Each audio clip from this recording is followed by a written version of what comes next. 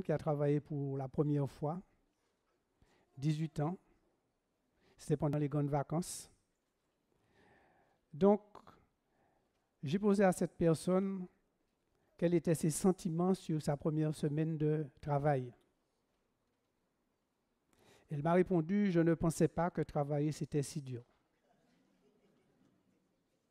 Alors, bien sûr, quand je dis les jeunes, ce ne sont pas les jeunes d'aujourd'hui. Ce sont les jeunes de tout temps. Les jeunes que vous étiez il y a 10 ans, 15 ans, 20 ans. Donc, ne croyez pas que je m'adresse aux jeunes ce matin. Je m'adresse à tous les jeunes, les anciens jeunes, les nouveaux jeunes, les jeunes en devenir. Donc, vous savez, 18 ou 21 ans, 21 ans, c'est pour ceux qui étaient là avant 75, avant Giscard. Notamment moi, la majorité, c'était 21 ans. Et puis ceux d'aujourd'hui, ou si vous voulez, toutes les générations après Giscard, c'est 18 ans. 18 ans, c'est synonyme de liberté. C'est synonyme d'une liberté où on a tendance à s'écrier « Enfin, je suis grand, enfin, je suis libre ». Sauf qu'on n'a pas la clé de la maison. Alors, puisque aujourd'hui, on a l'impression que le travail, c'est quelque chose de dur, et pas seulement le travail, une question se pose à nous. La liberté que nous pouvons acquérir par l'âge, est-ce que la liberté serait plus contraignante que la vie sous l'autorité parentale?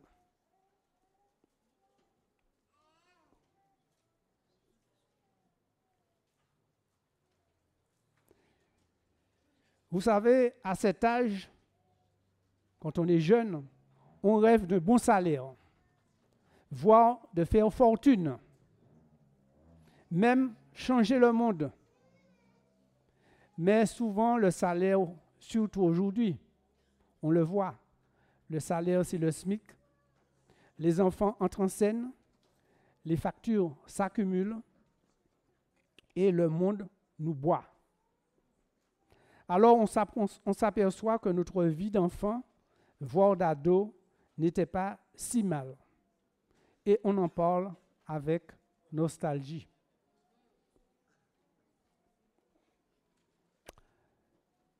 Mettons-nous debout, prions.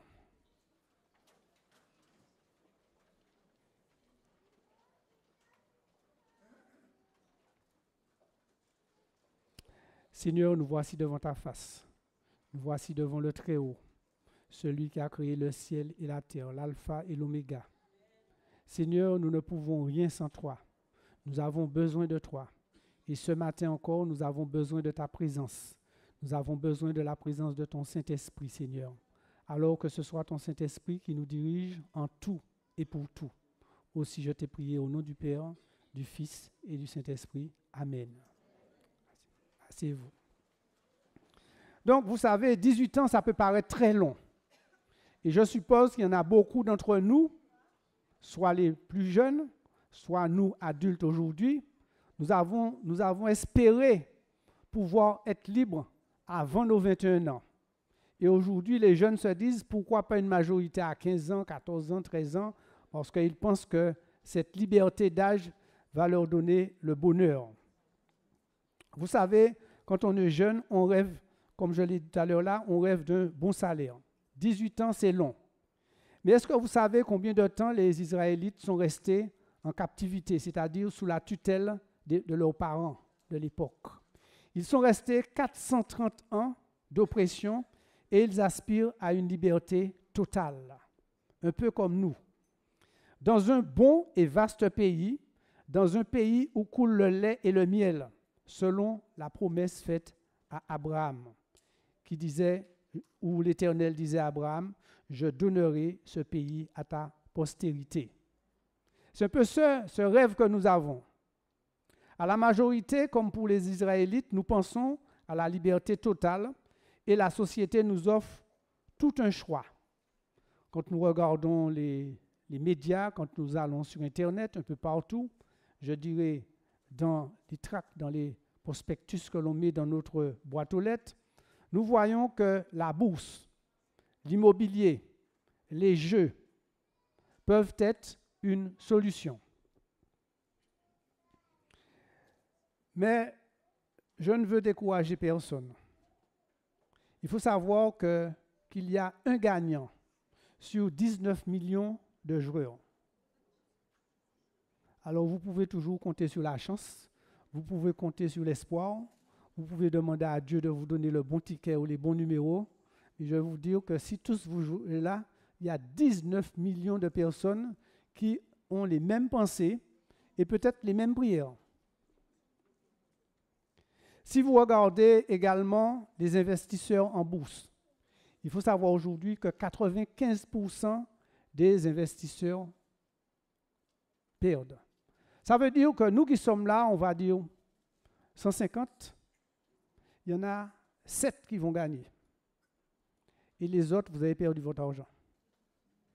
Alors, si vous voulez jouer, vous pouvez jouer. Je ne vais pas vous conseiller là-dessus.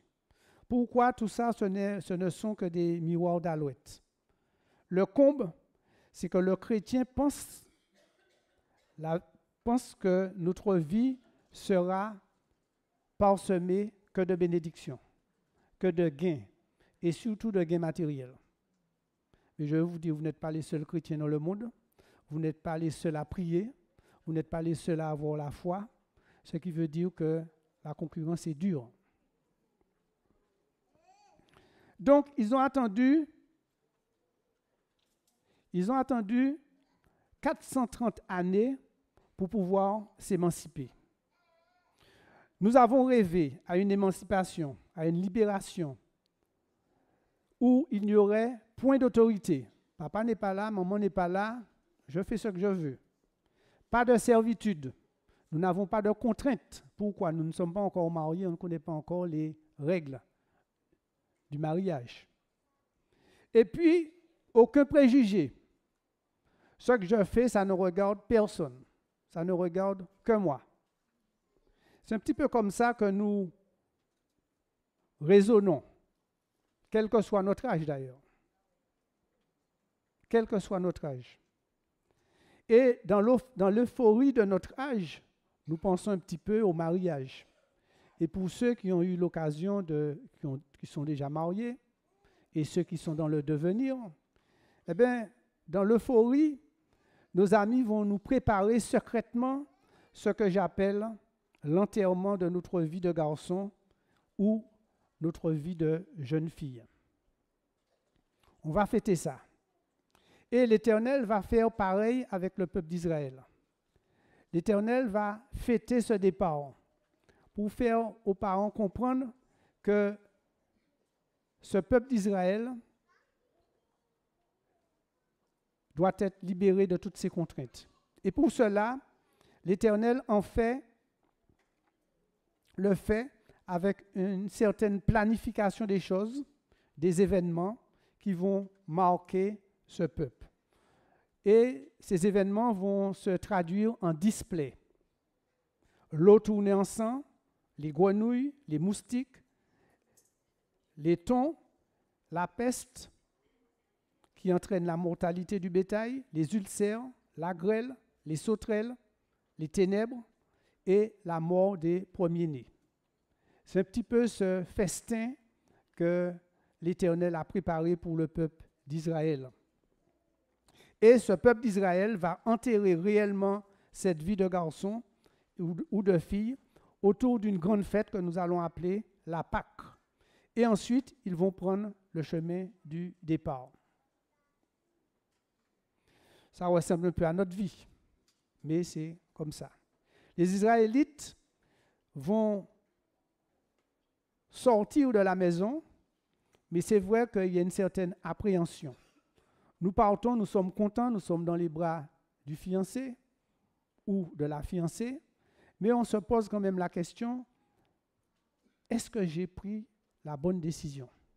Et on va se retourner vers la maison. On va regarder la porte de la maison.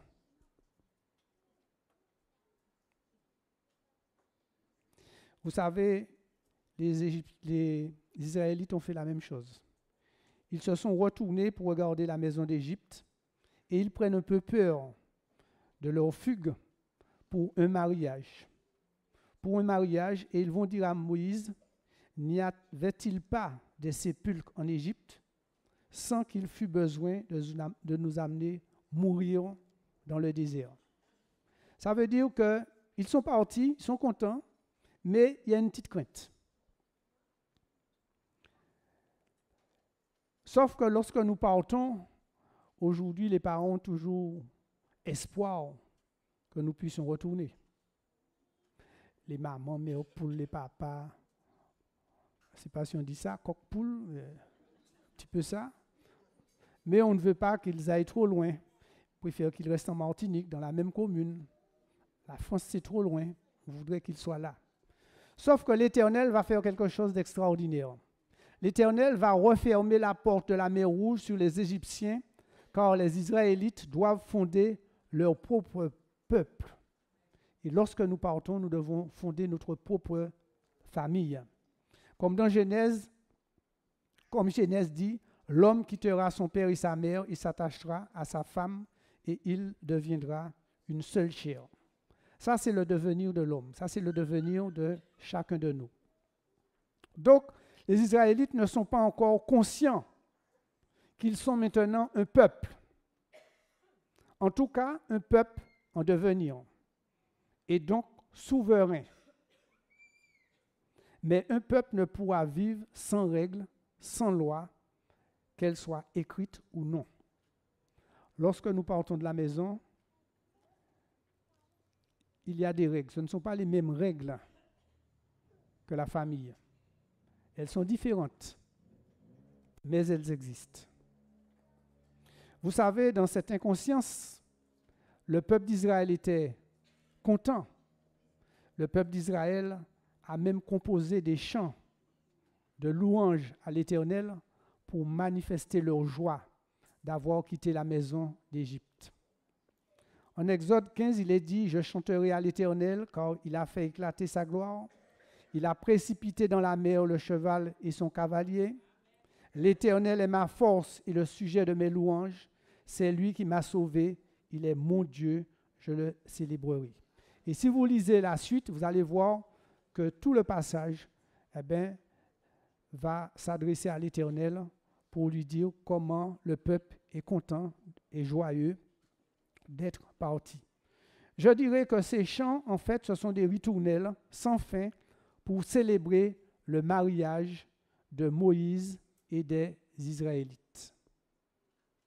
De même pour nous, des chants ont marqué des changements dans notre vie. Le jour de notre mariage, on a chanté, on a dansé. Le jour que nous sommes venus à Christ, que nous nous sommes mariés avec Jésus, on a chanté, on a dansé. Pourquoi? Parce que la joie était dans notre cœur.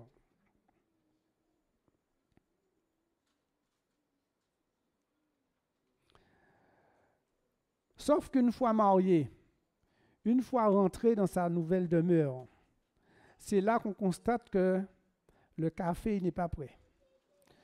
Le petit pain beurre chocolat n'est pas là. La vaisselle, elle n'est pas faite. La maison n'est pas balayée. Moïse et les Israélites forment un couple maintenant. Il y a quelque chose de particulier dans ce couple, c'est que Moïse n'a jamais partagé sa vie avec les Israélites. On a l'impression qu'ils ont vécu ensemble, mais ils n'ont pas vécu ensemble. Tout d'abord, nous savons que Moïse a vécu 40 ans dans le palais de Pharaon. Alors c'est vrai qu'il voyait, mais il n'a pas vécu, il n'a pas partagé. Ils n'ont pas chanté, ils n'ont pas dansé ensemble. Ils n'ont pas tiré des pierres dans les manguiers, comme on dirait ici.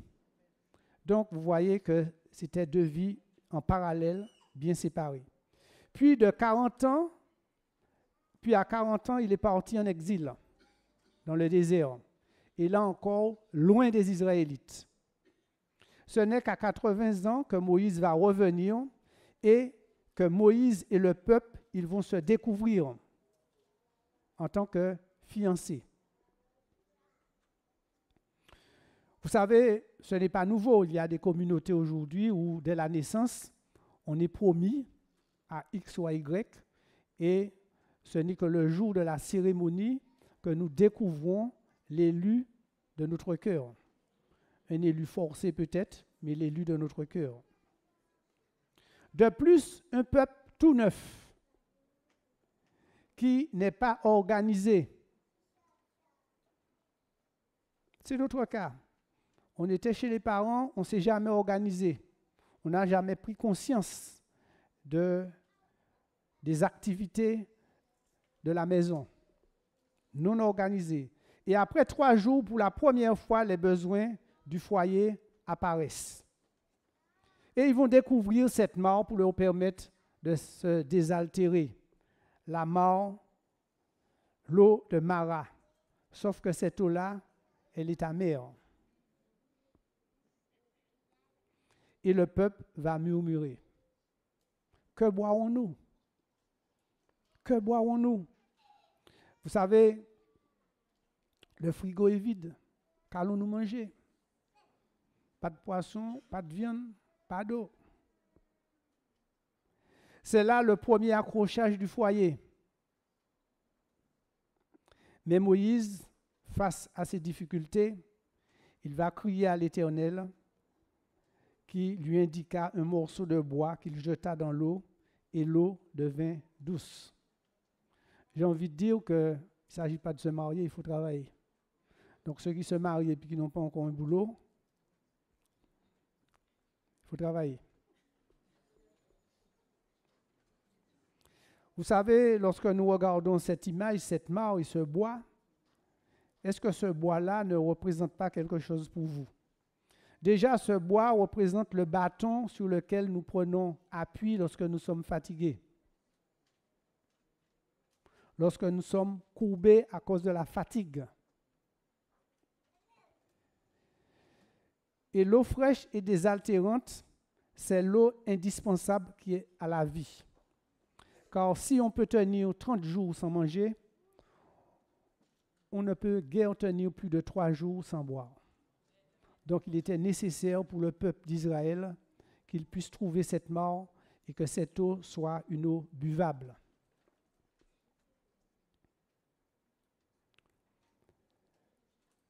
Si nous regardons bien, si nous faisons un parallèle avec le Nouveau Testament, est-ce que ce bâton n'est pas le bâton qui est devenu croix pour le salut de quiconque croit? Et est-ce que cette eau amère n'est pas devenue source de vie pour quiconque boit, n'aura jamais soif, et l'eau deviendra en lui une source d'eau qui jaillira jusque dans la vie éternelle? N'est-ce pas cette image nous montrait déjà ce qui allait se passer plus tard? Comment Christ allait faire pour nous sauver, pour nous nourrir, pour nous désaltérer. Toi qui es là ce matin, quand l'eau est amère, quand quelqu'un a failli à ses obligations ou quand les choses ne correspondent pas à tes attentes, que ce soit dans ton foyer, dans ton travail, à l'église, dans la rue, j'ai envie de dire que tu baignes dans cette eau amère. Les choses ne vont plus. Nous regardons autour de nous et nous nous demandons où sommes-nous? En fait, ce sont les réflexions qui sont importantes. Parce que, vous savez, le peuple d'Israël a murmuré. Mais nous aussi, nous murmurons. Qu'est-ce que nous allons dire à l'autre? Tu as dit? Tu n'as pas fait? Bien sûr, la vaisselle, elle n'est pas faite. Mais tu n'as pas fait. Et puis, le comble dans tout ça, comme dit ma grand-mère, mot ramène mot. Et puis finalement, l'un dit à l'autre, tu ne m'aimes pas, tu ne m'aimes plus. Et puis, quand ça va plus loin, quand ça se répète trop souvent, eh bien, il y a une solution que le monde nous offre, c'est le divorce.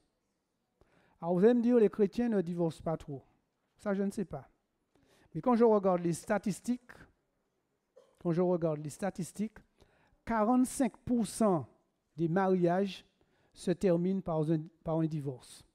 Alors peut-être pas la première année, mais la deuxième, la troisième, la quatrième, la 40e, la 41e, la 50e année, je dirais que 45% des personnes qui se marient, et sur 100% des personnes qui se marient, il y en a 45% qui divorcent.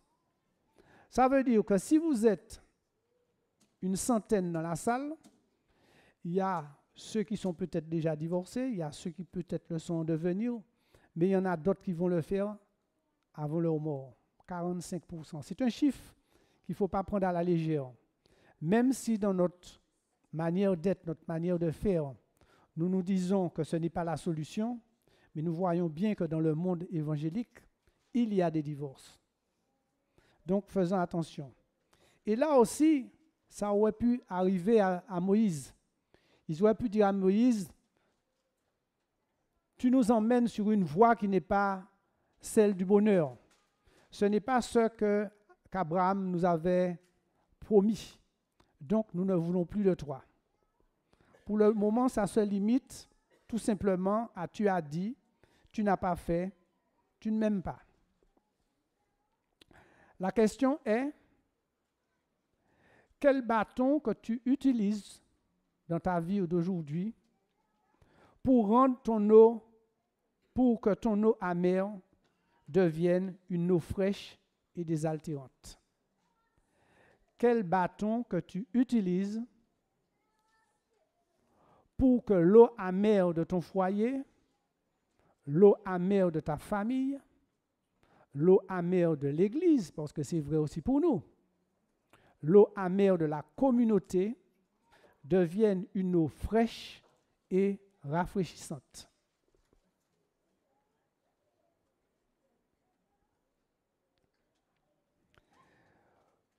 Vous savez, la vie en Christ, c'est un apprentissage. Tout comme la vie du peuple d'Israël a été un apprentissage. Et pour cela, quand ils ont eu leur premier souci, qu'est-ce qui s'est passé? C'est que l'Éternel va enseigner au peuple les premières règles de la vie en commun, de la vie commune, par la bouche de Moïse. Et c'est au bord de l'eau, devenue fraîche et désaltérante, que les premières prescriptions et règles ont été données au peuple d'Israël pour les redresser. Pourquoi? Parce qu'ils étaient déjà découragés de voir que le mariage, ce n'est pas le paradis. Donc, il va enseigner au peuple. Il va enseigner au peuple et qu'est-ce qui va se passer? C'est que une fois que le peuple sera debout, une fois que le peuple aura retrouvé ses forces, une fois que le peuple sera rempli de vie, eh bien, le peuple pourra atteindre le lieu des 12 sources et des 70 palmiers. Vous savez, l'Éternel a bien fait les choses. Une source pour chaque tribu d'Israël, pour chaque fils de Jacob, réunis en un seul peuple organisé. Et les 70 palmiers vont représenter tout simplement le symbole de la vie et le symbole de la croissance. C'est le chiffre de l'universalité, de la perfection illimitée. Vous savez, le Seigneur ne va rien nous donner pour que nous ayons à nous battre l'un contre l'autre. Il ne va peut-être pas nous donner la même source, mais ce sera quand même une source. Il ne va pas nous donner la même voiture, mais ce sera quand même une voiture. Il ne va pas nous donner le même boulot et le même salaire, mais ce sera quand même un boulot et un salaire. Vous savez, la vie de couple, dans la vie de couple, l'Éternel va toujours intervenir, comme il l'a fait pour Israël. Pour Israël, il y a eu ce passage que vous connaissez bien, qui est le passage d'Écaille, mais aussi il va leur donner la manne. Il va leur donner la manne pour leur permettre de subvenir à leurs besoins pendant toute la traversée du désert. Et si vous regardez bien, ils ont eu la manne pendant 40 ans.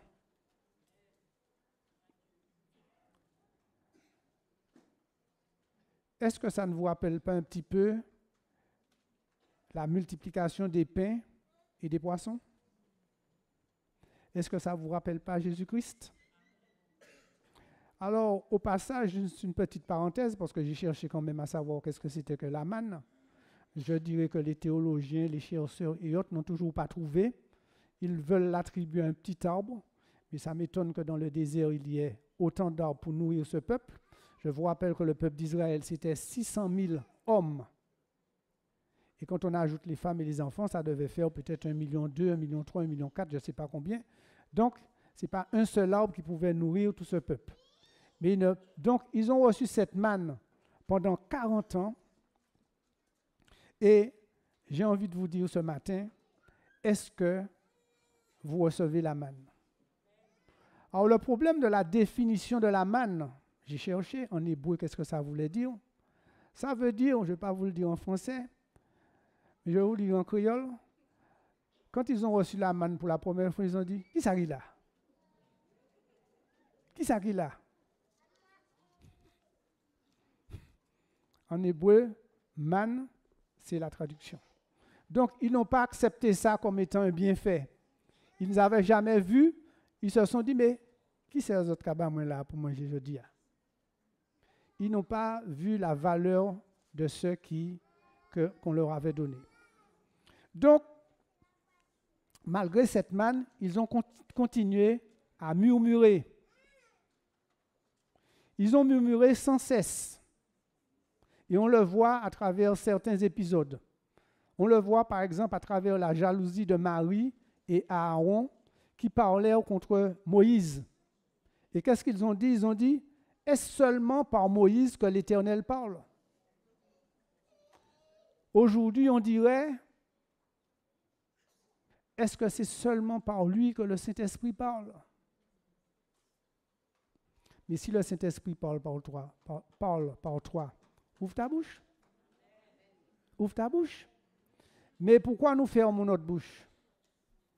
C'est parce qu'en fait, on souhaite que le Saint-Esprit nous parle pour les autres, mais quand le Saint-Esprit nous parle pour nous-mêmes, on se tait. Le peuple également s'est levé contre Moïse et Aaron, et ils ont dit, vous nous avez fait sortir dans ce désert pour nous faire mourir de faim. Nous ne sommes jamais contents de quoi que ce soit. Qu'en est-il de ta vie en Jésus-Christ aujourd'hui? Est-ce que vous êtes satisfait? Certes, nous avons une vie personnelle, familiale, spirituelle, faite de haut et de bas. Qui peut dire aujourd'hui que son foyer, c'est un oasis de paix? Pour Moïse, c'était pareil. J'ai envie de vous poser la question suivante. Est-ce que dans votre vie, vous avez plus de sources amères que d'eau fraîche et rafraîchissante? Je veux croire que nous avons les deux. Tantôt nous avons l'un, tantôt nous avons l'autre. Mais est-ce que vous avez plus d'eau amère que d'eau fraîche?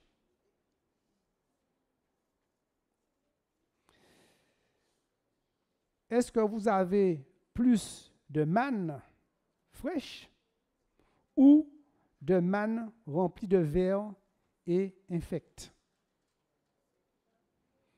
C'est à vous de répondre.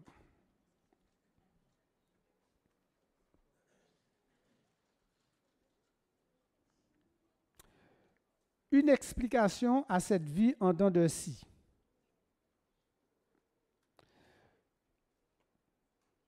Vous savez, je pense que ça peut se résumer à une chose. C'est notre désobéissance. Parce que l'Éternel a parlé pour le peuple d'Israël. Il n'a pas cherché d'excuses, il n'a pas cherché de pourquoi. Il leur a dit une seule chose.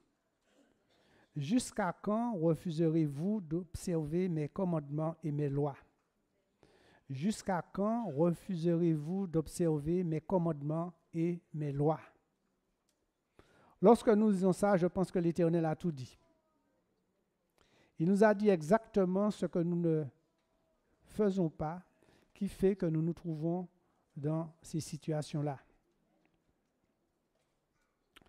Il semble que cette désobéissance, ce refus d'observer les commandements et les lois de l'Éternel, soit la cause des mésaventures d'Israël. Je ne dirais pas qu'il ne s'agit que de ça, d'accord? Mais je pense que c'est très important. Mais je pense que c'est une cause importante qui fait que Israël s'est trouvé dans cette situation. Et c'est cette situation de désobéissance, c'est cette situation de murmure qui a fait que ça les a conduits à l'adultère. À l'adultère en fabriquant le veau d'or pour les conduire au désert.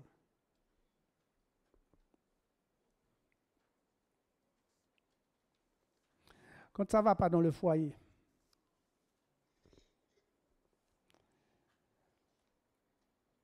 le premier soir, on se donne le dos. Et puis quand ça perdure, qu'est-ce qu'on fait?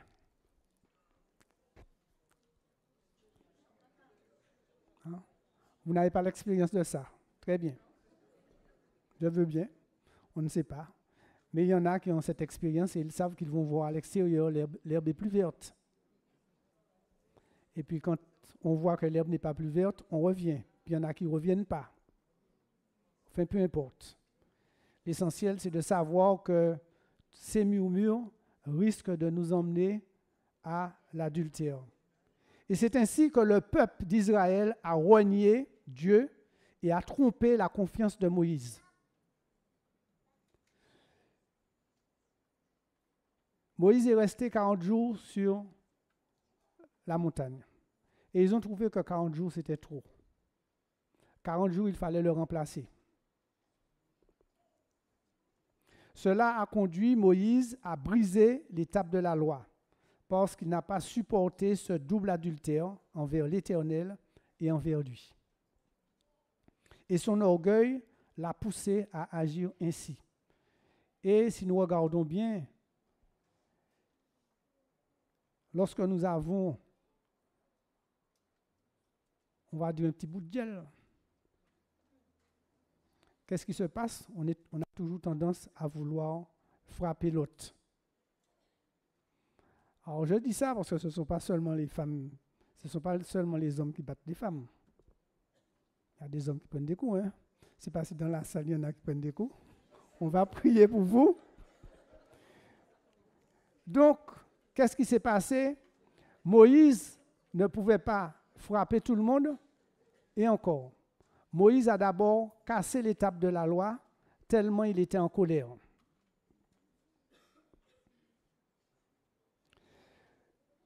Combien de fois avons-nous réalisé un veau d'or dans notre vie par désobéissance et refusé de confesser notre péché? Combien de fois avons-nous brisé l'étape de la loi par orgueil et avons-nous refusé de pardonner, comme Moïse? En effet, Moïse a fait justice lui-même avant de pardonner. Il a d'abord brisé l'étape de la loi. Et si vous vous souvenez bien des passages, il a passé par le fil de l'épée 3000 Israélites pour avoir commis l'adultère. Et c'est là que je vous dis que nous avons souvent la main légère. Moïse s'est repenti et a intercédé pour le peuple. Et l'Éternel dit à Moïse, « Taille 2 tables de pierre comme les premières, et j'y écrirai les paroles qui étaient sur les premières tables que tu as brisées. » Et ils reçurent la manne pendant 40 ans. L'Éternel est prêt à pardonner. L'Éternel est prêt à reconstruire avec nous. L'Éternel est prêt à nous redonner des tables neuves. Il n'a pas collé les pierres. Il a demandé à Moïse de retailler 2 tables de pierre comme les premières.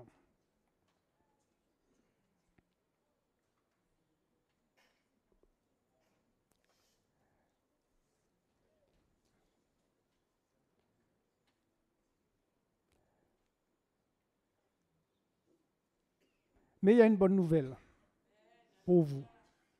Il y a une bonne nouvelle pour vous. Jésus est prompt à intercéder pour toi auprès du Père pour rétablir la table de loi brisée. Comme Moïse l'a fait pour le peuple d'Israël, pour rétablir la paix dans ton foyer, dans ta famille, te donner un nouveau boulot, la santé, te donner le succès à toi et à toute ta génération.